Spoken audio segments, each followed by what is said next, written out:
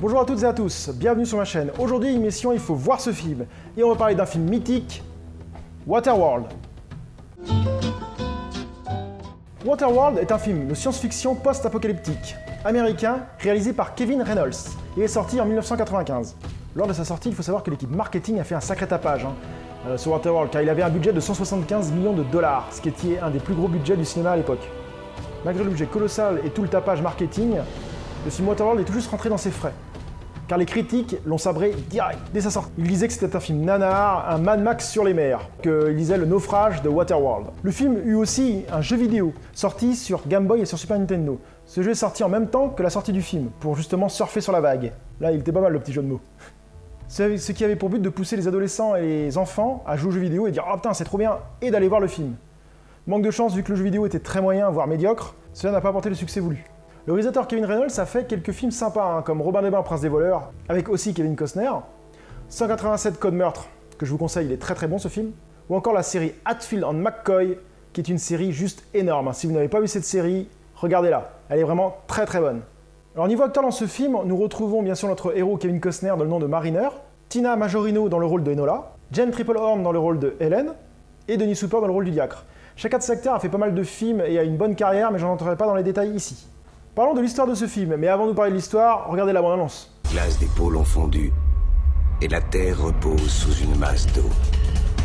Ceux qui ont survécu se sont adaptés à un monde nouveau. Sur une planète devenue un gigantesque océan, ce que s'arrachent les survivants, c'est... Comment faire pour la trouver? Une enfant viendra vers vous.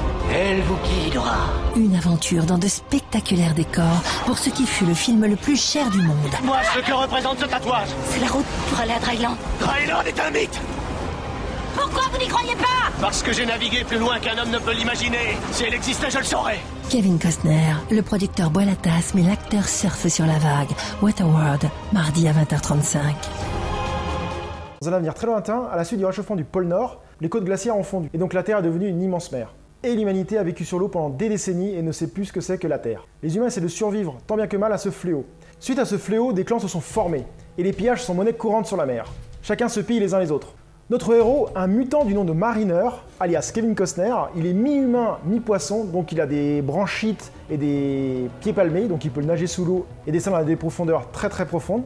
Mariner se rend donc à une ville pour faire du troc. Malheureusement, les villageois s'aperçoivent que c'est un mutant. Donc ils en ont peur, donc ils décident d'essayer de le prisonnier. Manque de chance, en se débattant, il tue un des villageois. Et donc les villageois arrivent à le maîtriser, le mettent en prison, et le juge coupable de mort. Et donc ils décident de faire descendre dans une cage, dans une sorte de boue, ou je sais pas trop quoi, pour le tuer. Mais pendant ce temps, un des clans les plus meurtriers attaque les Smokers. Ils attaquent le camp. Et suite à cette attaque, notre héros arrive à se libérer et s'échappe avec une petite fille et une femme. Et à partir de là, tout va s'enchaîner, il va éviter de se faire rattraper par les Smokers. Je m'arrête ici pour le scénario pour éviter de vous spoiler le film si vous ne l'avez pas vu. Alors mon avis sur ce film. À sa sortie, ce film avait vraiment marqué, Ce film était vraiment innovant pour moi. Un Mad Max sur les mers. J'avais trouvé cela terrible et j'avais trouvé l'idée très très bonne. Je trouve par contre que le scénario est un peu basique, rien d'extraordinaire. C'était du déjà vu et du revu. Certaines scènes font penser même à Mad Max 2. Mais par contre, ce film rajoute beaucoup de très bonnes idées et apporte son lot d'innovation, ce qui fait que même avec un scénario basique, il devient pour moi un très bon film. Kevin Costner, comme à son habitude, joue vraiment très très bien. Les autres acteurs jouent aussi bien, cela fait un ensemble vraiment sympa. Il y a des scènes aussi, je dis cultes dans ce film, bien marrantes aussi.